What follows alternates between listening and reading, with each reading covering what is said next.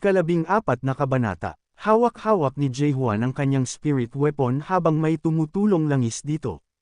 Nakakamangha yun, papaano mo natatapos ang lahat, gamit lang ang pagsaksak?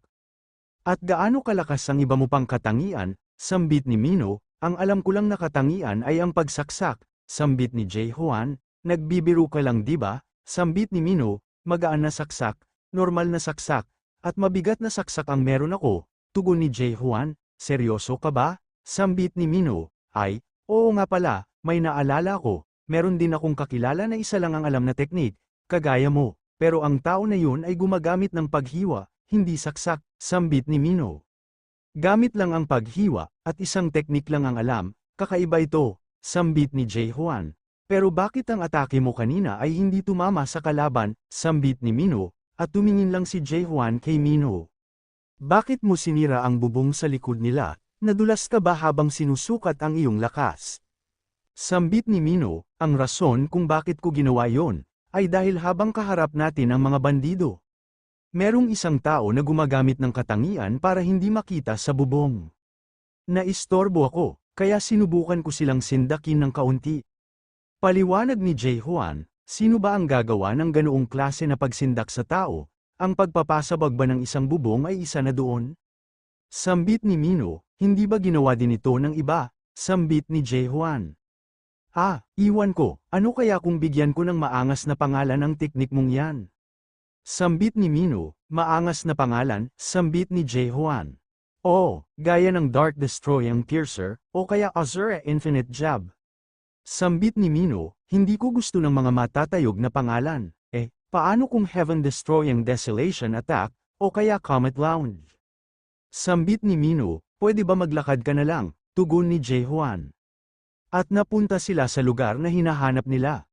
Ito na ang lugar na yon. Ang Twilight Dusk, ito ay itinayo ng isang nightmare, at pinakamalaking pagawaan ng armas sa Gorgon, sambit ni Mino.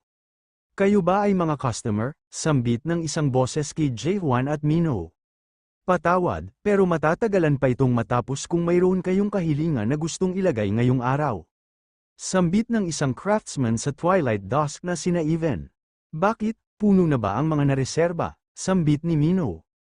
Ang tagapamahala ng workshop ay wala ngayon, ang nandito lang ay ang assistant manager. Pero, napakaabala niya sa ngayon, sabi niya ay may sinusubukan siyang gawin, kung may hinahanap kayo, ay mabuti pang bumili na lang kayo ng produktong gawa na, kaysa naman, mangumisyon pa kayo ng iba, sambit ni na Even. Habang nakatingin sa nagtutulong assistant manager. Itong espada na ito ay gawa mula sa may 4 na sungay na halimaw. Makokomplito ito pagkatapos malagyan ito ng butas upang lagyan ng hiyas. Sambit ng assistant manager, at agad nagpresenta ang mga estudyante niya. Ito ay mula sa may 4 na sungay na halimaw, gusto ninyong subukan gumawa ng butas sa napakatigas na bagay na ito. Sambit ng assistant workshop manager na si Michael Garnard. Sige, gusto ko ang pinapakita ninyong determinasyon. Kung may isa, sa inyo ang makagawa ng butas sa espada, kahit na sino pa man ito. Ibibigay ko ang posisyon ng assistant manager ng Twilight Dust sa loob ng isang araw. Sambit ni Michael, bakit ba napakatigas nitong butasin? Sambit ng isang estudyante, at sunod-sunod na sumubok ang iba. Habang si Michael ay nagbibigay ng pangangaral sa lahat ng sumusubok, kailan kaya ako makakahawak ng sungay na galing sa may 4 na sungay na halimaw? Hoy, Ginoo, saan ka pupunta? Sambit ni na Even, habang si Jae-hwan ay nilampasan lang siya. Sandali lang Ginoo, bawal nang pumasok dyan, dagdag na sambit ni na Even, at napansin ito ni Michael. Ako ang susubok, sambit ni Jae-hwan, at naisip ni Michael kung isa bang manlalakbay na craftsman si Jae-hwan. Hindi ko alam kung saan ang pinanggalingan mong workshop. Huwag mong isipin na may pag-asa ka. Kahit na ang mga apprentice ko ay hindi magawa ito. Sambit ni Michael, sa banda rito, ay ayos na siguro. Sambit ni Jae-hwan, ngunit patuloy lang sa pagsasalita si Michael, hindi sinasabi kong walang kwenta ang mga apprentice ko, magaling lang talaga ako. Ang sungay ng isang may 4-horned beast ay isang napakahirap at napakatibay na material na hawak namin. Kaya natural lang sa kanila na mabigo, dagdag na paliwanag ni Michael habang ginagamit na ni Jae-hwan ang kanyang daliri, upang mabutas ito. At sa isang iglap, lumakas ang presensya sa paligid. Sa pagtingin ni Mikal sa espada, ay nagulat siya. Ngayon na nagawa ko ito, ako ngayon ay magiging assistant manager ng isang araw, tama ba ako?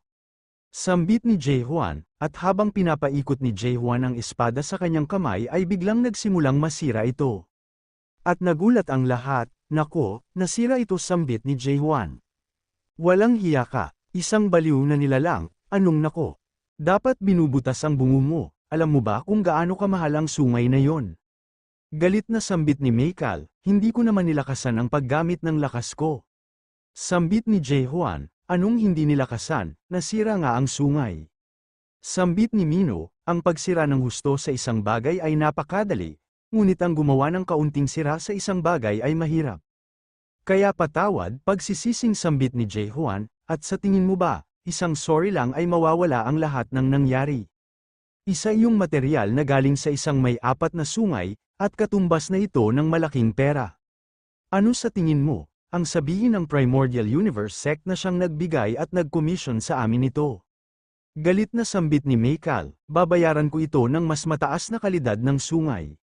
Sambit ni Jae-hwan, babayaran, ikaw na parang pulubi. At may mas mataas pa bang kalidad ng sungay ang bayad mo? Galit na sambit ni Mikal, at may kinuha si Jae-hwan sa dimensional na lalagyan. Ito ang kabayaran, sambit ni Jae-hwan habang hawak ang isang sungay. Ito ay mula sa may 5 sungay na halimaw, ito ay mas magandang kalidad di ba? Dagdag pa niya, nagulat ang mga nakakita nito, ito ay mula talaga sa isang halimaw na may 5 sungay. Ang pangalan ng halimaw na pinagmulan nito ay ang Garnak. Pwede bang tanggapin mo ito, dahil wala akong sungay ng isang 4-horn beast? Sambit ni Jae-hwan, at sa pagtingin ni Mikal ay napatunayan niyang totoo ang sinasabi ni Jae-hwan. Oo naman, isa kang mahalagang customer namin, sambit ni Mikal. Mabuti naman kung ganoon, ngayon pwede ko na bang gamitin ang lugar na ito ng saglit? Sambit ni Jae-hwan, isarado ninyo ang pinto, sambit ni Mikal. At kaagad itong sinunod ng mga apprentice niya, sumunod ka sa akin. Sambit ni Mikal, at mabuti na maganda ang kinalabasan, kaya naman gawin mo ang gusto mo, at may pupuntahan ako saglit. Sambit ni Mino, habang sarado ang Twilight Dusk, sa loob nito ay nagtrabaho sila. Ang lugar na ito ang pinakatanyag na pandayan sa Gorgon. At dahil ikaw ang assistant manager ngayong araw, pwede mong gamitin ang lahat ng pasilidad at mga tauhan rito, hanggat gusto mo.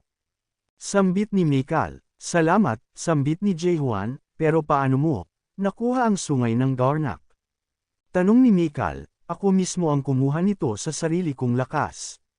Ang sinasabi mo ba, nangaso ka ng isang halimaw na may 5 sungay, mag-isa? Sambit ni Mikal, tama, nakipaglaban ako sa halimaw na ito. Sambit ni Jae-hwan, isang lalaki na kayang mangaso ng may 5 sungay na halimaw. Napaka-pambihira ang ganun sa Gorgon, hindi sa buong Chaos pala, sambit sa isipan ni Mikal. At, kailangan ko ng tulong mo, kinakailangan ko ng isang lalagyan ng espada. Pero hindi pa ako nakakagawa nito, sambit ni Jae-hwan. Sandali, takip ng isang espada, ang sinasabi mo ba, ay gusto mong gamitin na material para sa takip ng espada ang sungay ng Garnak? Bakit, anong klaseng espada ba ito? Nag-aalalang sambit ni Mikal. Habang nilabas at pinakita ni Jae-hwan ang espada niya. Dahil dito pala, isa itong replika ng Ice Dragon Sword. Napaka-pambihira nito, dahil ginawa ito ng isang nightmare, at napakaganda nitong pagmasdan. Ngunit ang sungay ng Garnak ay masyadong mataas na kalidad para sa espada mo. Mabuti pang gumawa ka na lang ng bagong espada gamit ang sungay na yan. Sambit ni Mikal, at biglang nanginginig naman ang spirit weapon ni Jae-hwan. Nagulat si Mikal sa nasaksihan, kinain nito ang sungay ng Garnak. Hindi ko alam na ganito, isa palang spirit weapon nito. Sa nararamdaman kong spiritual na enerhiya, isang kaluluwa ng elite na lahi ang nakalagay sa espadang ito. Paano ito nangyari? Sambit ni Mikal sa isipan, at ang espada mo ay nagbabago ng anyo. Ito ay nag-iiba ng ebolusyon. Sa nakikita kong porma nito, isang magandang ebolusyon ang kalalabasan nito pag makumpleto ang ebolusyon nito, kailangan mong bigyan ito ng bagong pangalan. Sambit ni Mikal, bagong pangalan, sambit ni Jae-hwan. Tama ka, kapag ang isang spirit weapon, ay dumaan sa isang magandang ebolusyon, nawawala ang orihinal nitong pangalan. Pero ang problema ngayon ay nawala na ang mga materyal. Kapag patuloy mo pang kainin ang lahat ng materyal, ay papangalanan kitang Piggy Sword. Huwag kang mag-alala Michael, marami pa ako nito, sambit ni Jae-hwan. Paano? Teka, oo nga pala, 5 ang sungay ng Garnak kaya may 5 sungay siyang dala. Sambit ni Michael sa isipan, paano ko matutulungan ang temporaryong assistant manager, sambit ni Michael. Una, ipakita mo sa akin kung paano ka mag-refine ng mga bagay, sambit ni Jae-hwan. Sige, may gusto ka bang hugis? Tanong ni Michael. Pinauubaya ko na ito sa iyo, dahil ikaw ang mas may kaalaman, sambit ni Jae-hwan habang puno ng buhay ang kanyang pagsasalita. Kung ganon, kailangan kong ipakita sa iyo ang mga katangian ni Michael, ang master na craftsman sa Dawn, sambit ni Michael.